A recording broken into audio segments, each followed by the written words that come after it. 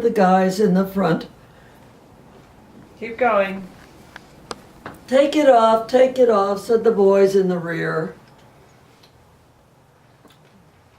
And then the band played the polka while she stripped. It's called the something polka. The burlesque polka? Could be. Where'd you hear that song? Oh, I was in some bar room someplace. Uh-huh. I don't know, I guess it was on the radio. Just like a seasonal thing, like, remember the chipmunks? Yeah. Yeah, da, da, da. Well, this was something that they were playing on the radio. That's what you did for fun. You listened to the radio, right? No TVs back then. Is it on? Okay. I'll continue with my, Okay, so we've covered the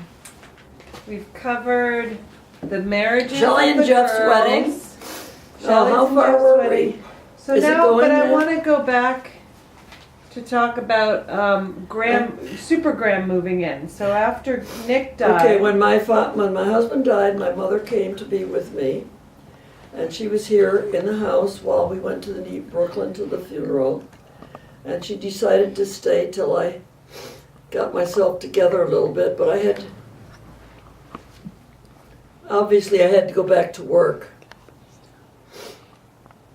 And, Because you had two girls at home. and So- luckily I had a job.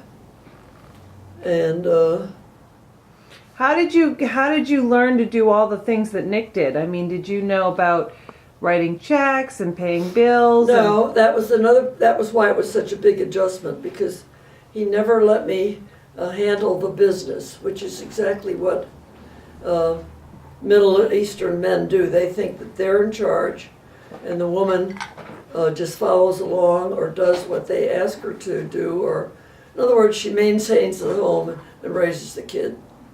And of course, Nick's mother never went out to work. And we had some arguments about the money, because he thought I was likely to spend, and he was more thrifty. And our first argument when we were married, a salesman came to the door selling magazines, so of course I immediately bought a subscription, and he didn't think we could afford it, so that made him mad. And he thought that I was not a good manager of money. So, and the different times when he went overseas, he left the checkbook, and I could write checks, but I kept a record of everything I spent, and everything naturally was in the checkbook. So I had to pay some bills, but I'd never done it on my own. Didn't know how to budget, didn't know that you had to change the oil in the car, stuff that most people know, or most people that are Have some not training. college, let's say not college trained, Right. or not bookish, they would just know all these things as part of their reality, their growing up. And so I never observed all that stuff, and then he never let me. So how did you learn it all when he died? Well, I was self-taught, I had to. And I was bowling at the time with Emma. And she said, well, I make a budget. I have this page in my book for so-and-so, and I write down my expenses for Who's the car, Emma? the house, the food.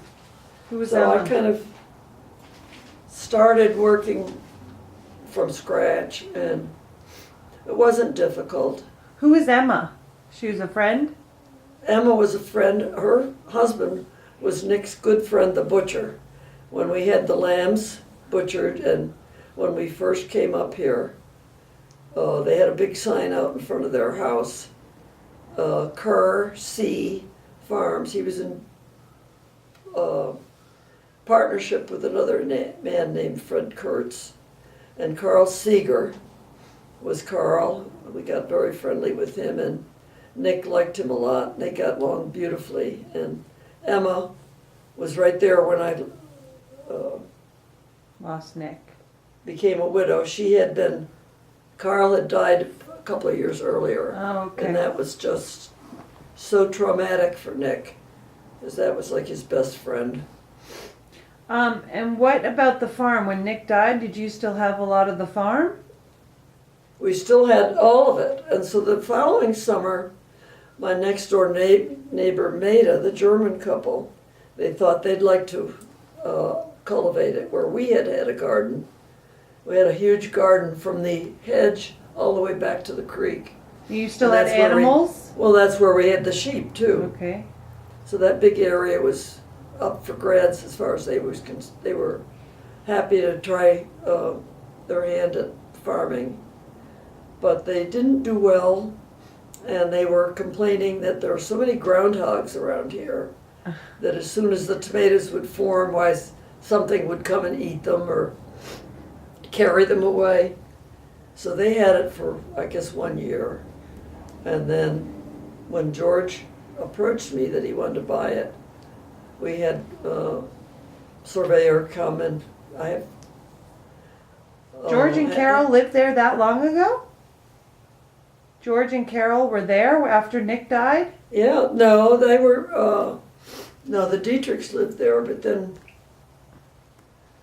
I think when the Dietrichs, they also had a garden, but we just didn't have the interest or the ability, because Nick had a little garden tractor, and he did the rototilling with some kind of a tiller, and it's a lot of physical labor too. And he had he made a cold frame, which is a device where you put your little seedlings in, and you cover it with a glass, like a storm door, and then the sun shines through the glass. It's like and makes it like a miniature greenhouse. Yeah. So he used to raise a lot of his seedlings and then transplant them, and He and Daddy, my dad would have had a nice time now with Dad's gardening skills, right? They Oh, would have yeah. gotten along. Nick and his philosophy was if you can't eat it, don't grow it. So I bought some rose bushes and I planted them, but they didn't do well. The soil was not fertile. One year we had a thing, our Southampton Day big event, Carnival, which is the first week in July. It takes place over 4th of July. They have parades and they have a midway and rides and all sorts of stuff. So the theme this year was our heritage. Well, our heritage in this area is colonial. A lot of these houses were built in the 1700s, but our heritage was Lebanese. So I wrote a story which they published called the Gehshan Farm, and it has to do with, and they had a picture of Nick on his tractor, which is a gem because he just practically lived in that. Then he made a little trailer which he could pull behind it, and he did very well. And this was the chicken coop that he bought. He made this with Gloria in it.